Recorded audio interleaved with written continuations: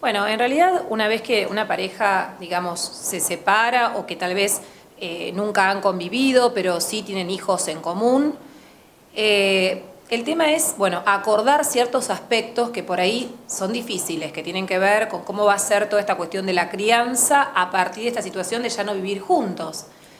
Ya sea todo en lo relativo a la cuestión del contacto con los hijos que no conviven y en relación a la cuota alimentaria que tiene que ver con las obligaciones que obviamente que tiene el papá no conviviente. Y me refiero a esta cuestión de hablar en general, papá no conviviente, ya no padre o madre, porque en realidad ha cambiado mucho la ley y hoy son muchos los casos en donde no necesariamente la crianza de los hijos queda en forma exclusiva a cargo de la mamá. Es más, hoy la regla en nuestro código es que ya el cuidado de los hijos sea a cargo de ambos progenitores. Es decir, se tiende a que solamente en casos excepcionales la crianza esté exclusivamente a cargo de uno. Esto cambió notablemente, porque antes siempre la que quedaba a cargo de los hijos era la mujer, la mamá, en forma exclusiva. Y prácticamente el papá era un padre que venía a visitar algunos días puntuales a sus hijos y estaba muy siempre sometido a la cuestión de la disposición de la madre.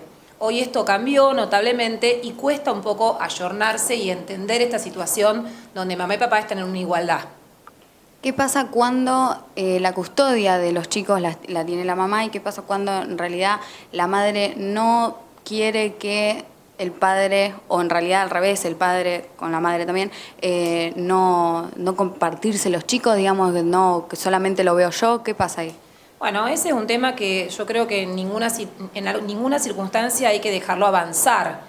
¿Por qué? Porque los niños, depende de la edad, obviamente van construyendo un vínculo más allá de la cuestión del vínculo biológico, desde lo cotidiano y desde la cuestión de la función que cumple la mamá y el papá. Hoy se mira mucho desde el derecho esta cuestión de la funcionalidad en el vínculo, es decir, somos mamá y papá a partir de que cumplimos funciones, que estamos con nuestros hijos, que criamos, que acompañamos y miramos esto de cómo se cumple, cómo es este vínculo, esta función. Entonces, a veces pasa que cuando un papá va perdiendo este contacto diario y por mucho tiempo, es muy difícil nuevamente revincularse.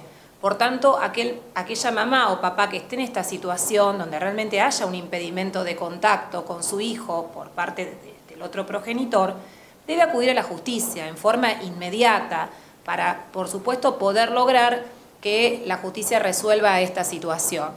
¿Cómo? Bueno, evaluando cuáles son los medios para poder revincular.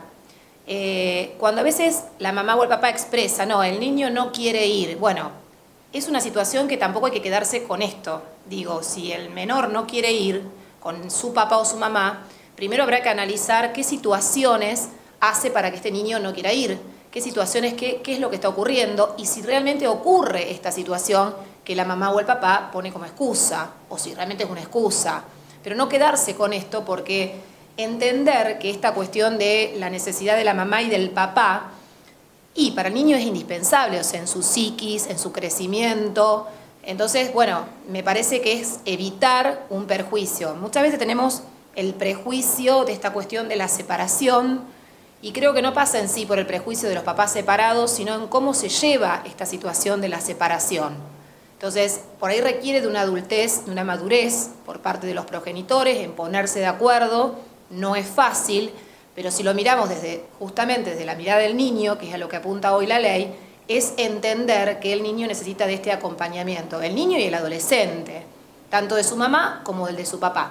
Y lo veo muchas veces en el juzgado de familia, cuando me pasan situaciones con mamá o papá que están muchos meses impedidos de ver a sus hijos, y cuando después se produce esta revinculación, realmente uno ve que muchas veces no tiene que ver con los niños esta cuestión de decidir no ir, porque automáticamente uno ve cómo el niño empieza a restablecer el contacto prácticamente en forma inmediata con ese papá que no vio durante varios meses. Entonces ahí es donde uno advierte que realmente es un perjuicio para ellos.